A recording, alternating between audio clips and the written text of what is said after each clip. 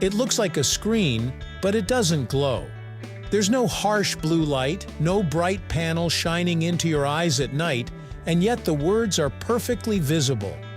That simple experience has made devices like the Amazon Kindle feel strangely closer to paper than to a tablet. But how does that actually work? How can a digital display show crisp text without blasting light from behind the screen? To understand it, we need to step away from traditional displays and look at a completely different way of forming images. Right here, on History of Simple Things.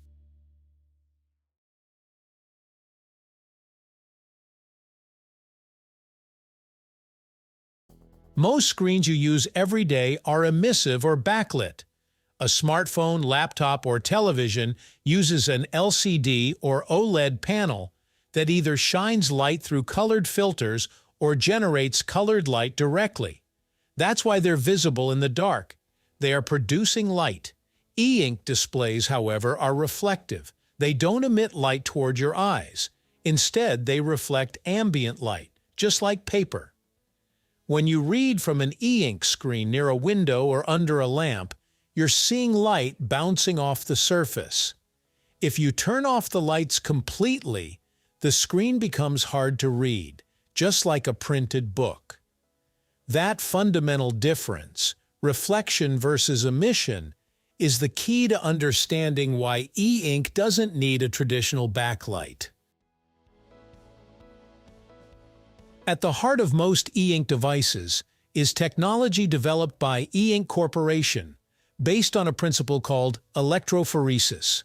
The screen contains millions of microscopic capsules, each about the width of a human hair. Inside each capsule are tiny charged particles suspended in a clear fluid, typically white particles with a positive charge and black particles with a negative charge. These capsules sit just beneath a transparent electrode layer. When an electric field is applied, the charged particles move. If the white particles are pulled to the top of the capsule, the pixel appears white. If the black particles rise to the top, the pixel appears black. Because these particles physically move into position, the display forms visible text by rearranging matter, not by generating light.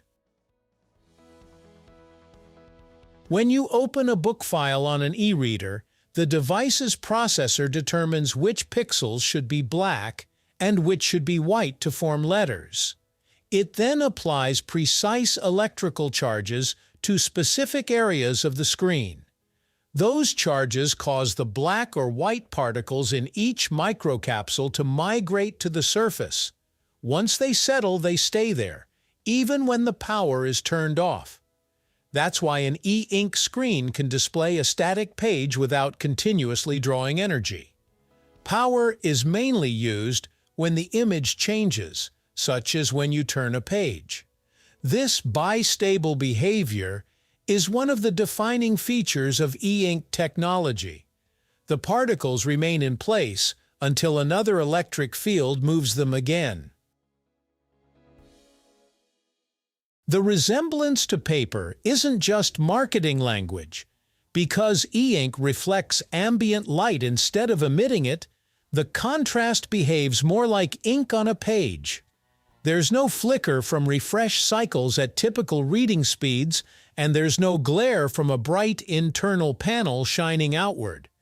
Many readers find that this reduces eye strain during long reading sessions, especially in bright daylight where traditional screens can struggle with reflections. The surface of the display also scatters light in a way that mimics the matte texture of paper. The result is a reading experience that feels stable and natural, particularly outdoors, where sunlight actually improves visibility instead of washing it out. Some modern e-readers do include lighting, but it's not a backlight in the traditional sense. Devices such as the Kindle Paperwhite use a front lighting system. Instead of shining light from behind the display, small LEDs are positioned along the edge of the screen. Light is guided across the surface through a thin, light diffusion layer, illuminating the display from above. This light then reflects off the e-ink layer and back to your eyes, similar to how a lamp would illuminate a printed page. The display itself still doesn't emit light. The lighting system simply provides controlled ambient illumination for low-light environments, preserving the reflective nature of the technology. E-ink technology has strengths, but it also has limitations. Because the particles must physically move within each capsule, refresh rates are slower than those of LCD or OLED displays. That's why scrolling or watching video on a typical e-reader feels sluggish. Early versions also had limited grayscale performance, though improvements have increased contrast and response times.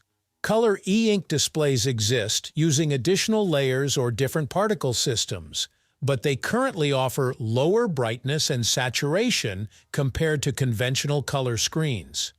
Despite these constraints, the technology continues to evolve, focusing on better contrast ratios, faster refresh speeds, and improved color accuracy, while maintaining the low-power paper-like experience that defines it.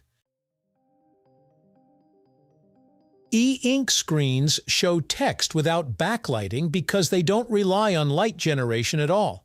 Instead, they use electrically controlled microcapsules filled with charged black and white particles that move into position to form letters and images. Once arranged, those particles remain stable without constant power, reflecting whatever light is available in the room. The result is a display that behaves more like ink on paper than a glowing screen. By replacing light-based pixels with physically shifting particles, e-ink technology offers a fundamentally different approach to digital reading, one that prioritizes stability, efficiency, and visual comfort over brightness and speed. Thank you for watching. If you have suggestions for our next video, feel free to share them in the comments below. We'll be sure to give you an acknowledgement for your contribution.